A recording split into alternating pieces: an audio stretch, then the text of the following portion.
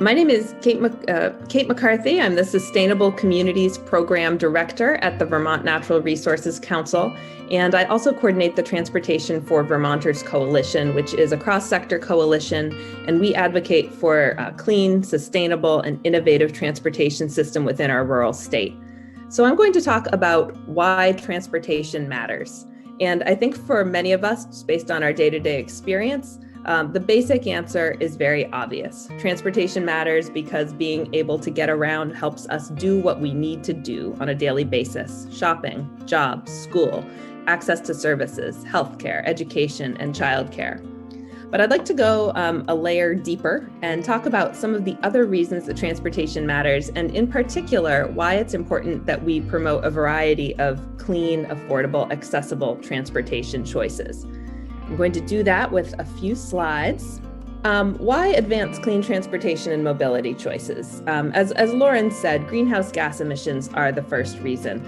Transportation accounts for nearly 50% of our greenhouse gas emissions, and the majority of these emissions do come from personal vehicles. The next reason, front and center, is affordability. Transportation, after housing, is our second largest household expense. And to put some numbers on that, AAA each year does a study on what it costs to own and operate a vehicle, and they do it for different vehicle types. I looked up the cost of a small SUV, which would be something like a Toyota RAV4. It's nearly $8,400 a year to own a vehicle, and that breaks down to $23 a day. So it's a very real expense. And other types of vehicles that are common in the state cost more to operate. There's also this idea of transportation burden. You may have heard the idea of housing affordability, which is that if you spend more than 30% of your income on your housing costs, then you are housing burdened. Well, the threshold, the number that's commonly used for transportation, is 15% or more of income. And I did some research about 5 years ago with some other partners, and we did some modeling. And we found that even in Burlington and Winooski, which are our most compact communities and have the most transportation options other than driving, people are still spending approximately 17% of their income on transportation. And right nearby in Franklin County, that number is even higher. It's about 24%, a quarter of your income on transportation. And so this is a very real issue that affects different parts of the state differently.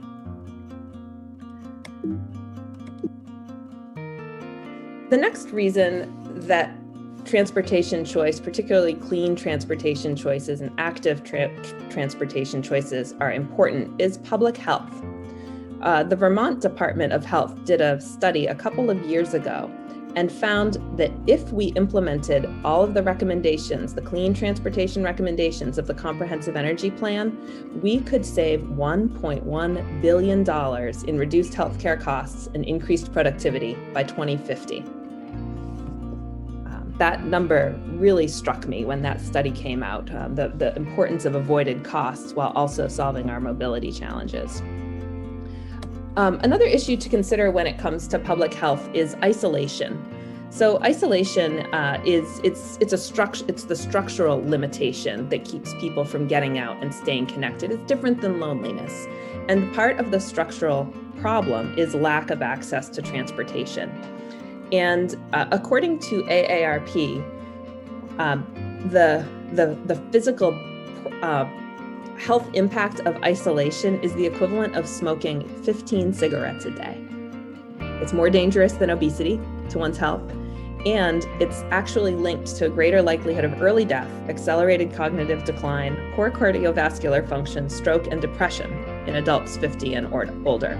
So as we look at our changing demographics, as we look at the composition of our state, we can see that transportation, that reducing isolation is going to be essential for people's quality of life and health and for healthcare costs. And transportation is a very key part of ensuring that people are not isolated.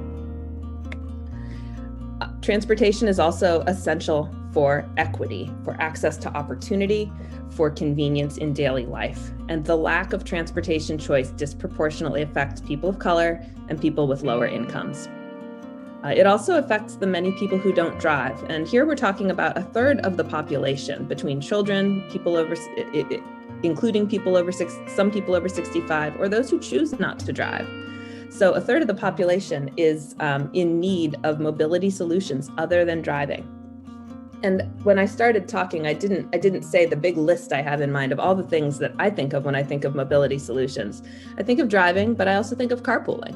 I think of electric vehicles, walking, biking, transit, car share, bike share, trains, and anything else that you can think of that helps people get around. And so, especially for a state that is rural, especially for a state that is diverse, there is no one solution, but the system as a whole to function needs a variety of solutions. So lastly, I just want to point out that transportation choices support livable places. If you can think of a place that you've visited in your community or in your region where you've felt comfortable walking or biking, it's a reminder that our transportation investment choices really affect the places that we live in. And when you go to those places where you want to walk and bike and linger and meet people, you can recognize those places as having character, creating community identity, being places where maybe you want to spend a little bit of money, where maybe you want to live, where maybe someone else might like to invest. So they're very important our transportation choices are very important for our communities. With all of these connections, the great opportunity here and the thing that I find very exciting about work on transportation is that with transportation investments, when we invest in the system, when we invest in a variety of options, we have the opportunity to really advance a lot of goals at once that we're facing and address a lot of issues that we're facing as a state. And I hope that these examples of the areas that are impacted by transportation will drive that home. No pun intended. We'll pedal that home for you. So lastly, I just want to leave you with this list. We mentioned the Transportation for Vermonters Coalition. On the left are members of that coalition, on the right are supporters. So you can really see the number of groups that recognize how transportation affects their work, their constituents, their overall goals. It's a very powerful tool. And as you work on these issues in the legislature, please know that there are a lot of people who stand ready to help. With that, I thank you very much,